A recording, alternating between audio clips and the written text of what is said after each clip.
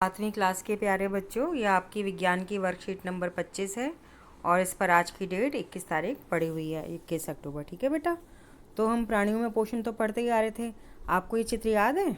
आपने नामांकित चित्र बनाया था। ये मुख्य गुहिका है, ये भोजन की नली है जिसको ग्रसिका कहते हैं, ये यकृत है, ये आमाशय है, यहाँ पे पैनक्रियाज यानी अग्नाशय था, यहाँ पे गॉल ब्लैडर था यानी पित्ताशय था, ये छोटी आंत है बीच में, और ये बड़ी वाली आंत का हिस्सा है जिसको हम गुदाद्वार कहते हैं, ये मलाशय है, ये बड़ी आंत है। तो इस प्रकार से हमने इसको पाचन तंत्र, याद आया? पाचन तंत्र के भाग हमने पढ़े थे। तो बेटा पोषण का मतलब होता है भोजन ग्रहण करना जिसमें संतुलित आहार हो पूरा, यानी खनिज लवण, विटामिन, वसा, कार्बोहाइड्रेट, प्रोटीन सारे चीज़ें होनी चाहिए, और रुक्षांश भी होना चाहिए, है ना? रुक्षांश भी होना चाहिए जिससे कि हमारा जो भोजन है वो आंतों में चिपक ना जाए और अच्छे से वो भोजन बाहर निकले, अपचा भोजन। और ये हमारी जो खाना जो चलता है ना, मूवमेंट बोलते हैं बेटा इंग्लिश में उसे, तो जो खाना चलता है उसमें सहायता करता है रुक्षांश, और पानी भी अवशोषित करता है। ठीक है बेटा। तो आज हम प्रमुख शब्दों के बारे में पढ़ेंगे कि पहला प्रमुख शब्द है पोषण। तो पोषण एक जटिल प्रक्रिया है जिसमें अंतर्ग्रहण होता है, यानी हम भोजन खाते हैं अंदर। पाचन मतलब जो हम भोजन खाते हैं वो जटिल पदार्थ होते हैं, और जब वो पानी में घुलनशील बन जाते हैं तो उसको हम कहते हैं सरल पदार्थ। तो इस पूरी क्रिया जिसमें जटिल पदार्थ सरल पदार्थों में टूटते हैं उसको हम पाचन कहते हैं। अवशोषण मतलब जो चीज़ पानी में घुल गई वो छोटी आंत और बड़ी आंत में दीर्घ रोम यानी रसांकुर जैसी यानी उंगली जैसी रचनाएं होती हैं जिनको हम दीर्घ रोम या रसांकुर कहते हैं। उसके द्वारा वो पानी में घुला हुआ जितना भी भोजन है उसको, यानी सरल पदार्थ है, उसको अवशोषित करता है या चूस लेता है। तो स्वांगीकरण का मतलब हो गया कि जो बड़ी आंत में भोजन जाता है, ठीक है, तो उसमें से पानी अवशोषित होता है पूरा। और निष्कासन मतलब निकालना। ठीक है बेटा। और अगला जो है आपका है पाचन तंत्र। तो पाचन तंत्र का मतलब हो गया आहार नाल एवं संबंध ग्रंथियाँ। ग्रंथियाँ कौन सी होती है बेटा? एक तो यकृत होता है जिससे पित्तरस निकलता है, पित्ताशय में इकट्ठा होता है।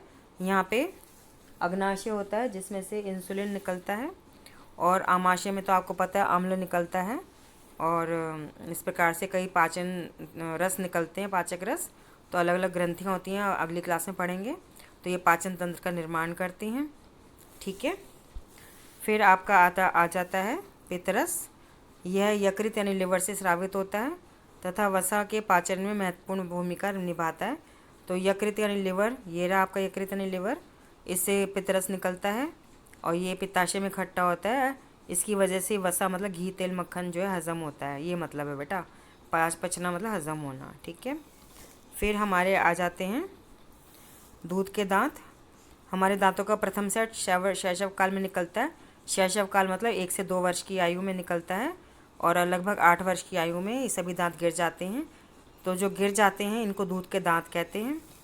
तो अपनी मम्मी से पूछना आपके सबसे पहले दांत कब निकले थे, तो आपकी मम्मी बताएंगी जब तुम 1 से 2 साल की उम्र, जब आपको बताइए किसी बच्चे के 1 साल में निकल आते हैं, किसी बच्चे के 11वें महीने में निकलना शुरू हो जाते हैं, वो 1 साल का भी नहीं होता। ऐसे 2 साल की उम्र तक सारे दांत आ जाते हैं, और फिर जब बच्चा 8 साल का होता है तब तक सारे दांत गिर जाते हैं, नए दांत निकलाते हैं उसकी जगह। तो जो दांत गिरते हैं उनको हम दूध के दांत या अस्थायी दांत कहते हैं, और जो अब आपके दांत हैं वो अब नहीं गिरेंगे क्योंकि वो स्थायी दांत हैं। ठीक है। तो अगला हम पढ़ते हैं,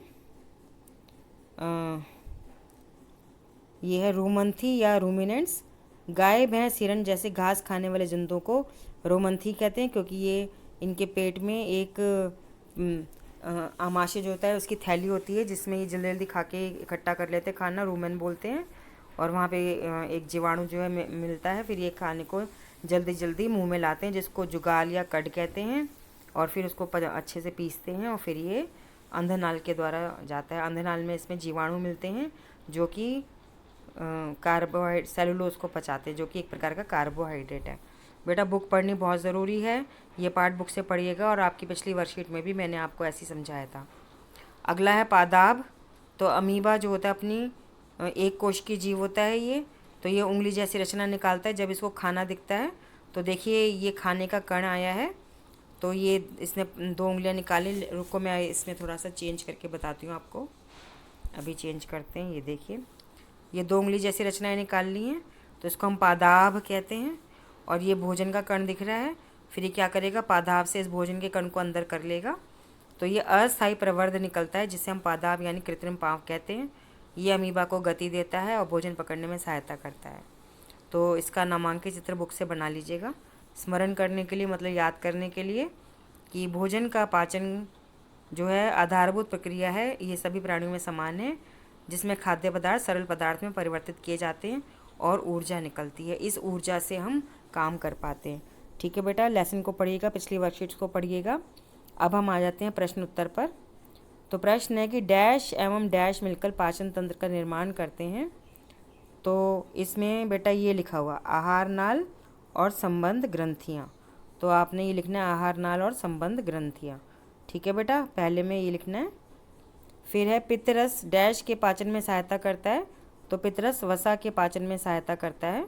तो ये पित्तरस वसा के पाचन में 2 गोले लगे हुए हैं इसमें। रुकिए, मैं अभी आपको दिखाती हूँ 2 गोले।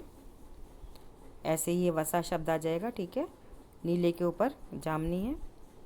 ठीक है, पादाब के 2 कार्य लिखिए।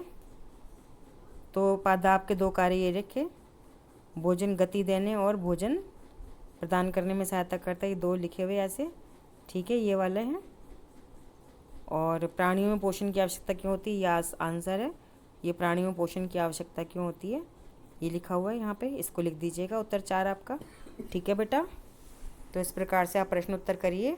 और बेटा अपने आप को कोरोना नाम के वायरस से बचाना है, क्योंकि ये सांस के द्वारा, मुंह के द्वारा आपके शरीर में जाता है, अपना घर बनाता है और इतनी तेज़ बुखार कर देता है जिसका कोई इलाज नहीं है और मृत्यु तक हो जाती है। इसलिए कोरोना वायरस को अपने शरीर में घुसने से रोकने के लिए मुंह, जब भी घर से बाहर निकले मास्क लगा के निकलें।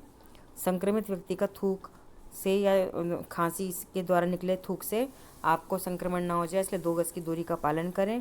और जब घर आएँ फ़ौरन हाथ मुंह पैर अच्छे से साबुन से पानी से धो लें। ठीक है बेटा।